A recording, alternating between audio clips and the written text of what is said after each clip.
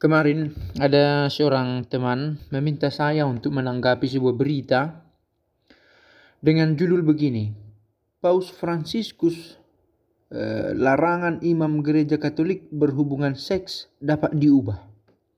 Itu awalnya judulnya. Maka link ini sebagaimana termuat dalam Sindu News masih tertera demikian dengan penjudulan yang lama. Lalu dia meminta kepada saya dalam bahasa daerah, bagaimana perkembangan berita ini? Sepertinya bisa dibahas di YouTube. Sepertinya ada yang kurang lengkap. Lalu tanggapan spontan saya waktu itu, dari penjudulannya itu sendiri kita bisa melihat ada yang terlalu dipaksakan. Larangan imam gereja Katolik berhubungan seks dapat diubah.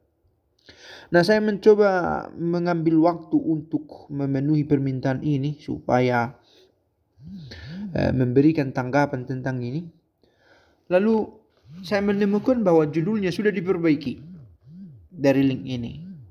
Paus Fransiskus, larangan praktek selibat imam gereja Katolik dapat diubah. Bahasanya sudah jauh lebih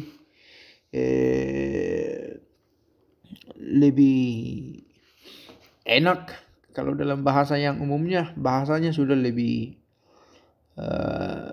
tepat, tidak multitafsir. Karena meskipun di bagian keterangan foto masih tersisa jejak-jejak sebelumnya. Dikatakan Paus Fransiskus sebut larangan bagi imam gereja Katolik untuk berhubungan seks hanya sementara dan dapat diubah. Antara berhubungan seks dengan perkawinan ada perbedaan yang sangat luas, begitu ya. Ada yang sangat luas di situ, dan sengaja penjudulan dan penggunaan istilah ini sepertinya dibuat untuk mengundang perhatian lebih banyak orang. Dan penulisan demikian biasanya akan menarik perhatian lebih banyak orang dan orang akan tertarik untuk membaca.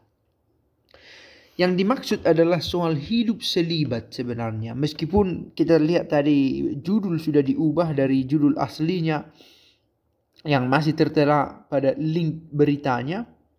Biasanya judul yang pertama itu menjadi identitas dari link itu sendiri, menjadi nama. Dan kemudian diperbaiki tetapi masih tersisa. Apa yang salah dari kalimat ini? Sebut larangan bagi imam gereja Katolik untuk berhubungan seks. Yang pertama kata larangan, yang kedua terminologi berhubungan seks. Untuk siapapun ini dilarang yang bukan karena perkawinan. Sebagai sebuah peraturan ideal. Dan bukan sebagai larangan dikatakan. Imam Katolik tidak menikah bukan karena dilarang, peristilahan yang dipakai, tetapi karena ia sudah mengkaulkan dirinya, sudah mengikat janji untuk tidak menikah. Semoga tidak ada keterbalikan di sini. Dia sudah berjanji untuk tidak menikah, dia tidak dilarang, tetapi dari pihaknya sendiri ada keinginan untuk berjanji, ada keinginan untuk tidak menikah. Ini soal cara berpikir yang ditawarkannya. Nah, lalu larangan, kalaupun harus dipakai istilah larangan itu atau janji itu sebenarnya lebih tepat kita sebut sebagai janji, karena ini datang dari pihak si pastornya sendiri yang dengan sadar mau menjadi imam, maka dia tidak menikah bukan karena dilarang-larang, tetapi karena dia ingin untuk tidak menikah. Nah, peraturan ini menyangkut menikah atau tidak, bukan soal berhubungan seks yang dipakai dalam istilah ini. Meskipun dengan menyebut tidak menikah, maka itu menyangkut tentang hidup bersama dengan perempuan, dan setiap tindakan di sana termasuk salah satunya tentang berhubungan seksual. Nah, penggunaan peristilahan ini rasanya sangat sensitif dan bisa mengundang pro kontra bahkan dari judul. Nah, judul sudah diganti tetapi masih tersisa tulisan ini. Nah, menyangkut apakah selibat ini memang sebagai sebuah keharusan, memang jelas dikatakan bahwa tidak semua pastor Katolik itu tidak menikah. Di ritus lain, di dalam gereja Katolik, ada juga pastor yang menikah. Nah, saya pikir berita ini hendak dibuat, kita bisa menilai sebuah berita, apakah ini untuk memberi edukasi, apakah ini untuk mengundang perhatian lebih banyak orang, dan edukasi macam apa yang kita harapkan dari berita ini. Kiranya kita bisa menilai dan mencermati dengan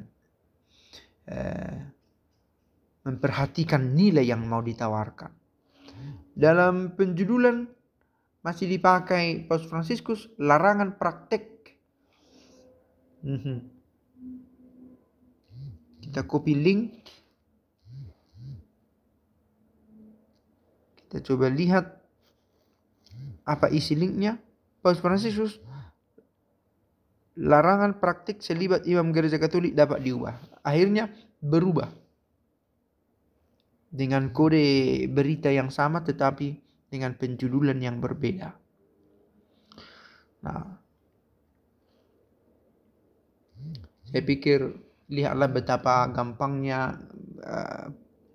hal-hal mengenai gereja ini dapat digunakan, ditunggangi untuk mengambil berita-berita yang kontroversial. Kiranya kita pun bisa lebih selektif dan memerhatikan. Terima kasih.